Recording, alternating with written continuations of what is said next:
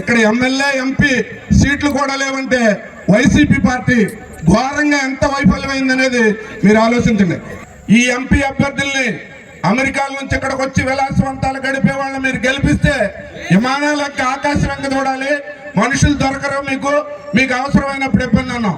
2 సంవత్సరాలు కరోనా వచ్చింది, పిట్టలు రాళ్ళంటే గ్రామాల్లో జనం చచ్చిపోయారు.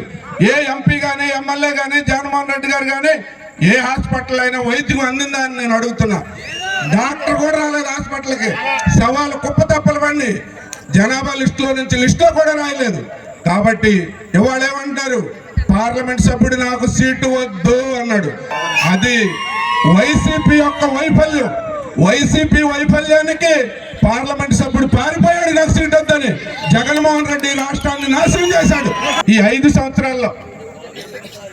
సంవత్సరాల్లో ఎక్కడైనా సరే ఒక భారీ బహిరంగ సభ పెట్టి ఒక ముఖ్యమంత్రిని ఎప్పుడైనా తీసుకొచ్చారా ఈ చిత్రపూడి కాన్స్టిట్యున్సీకి?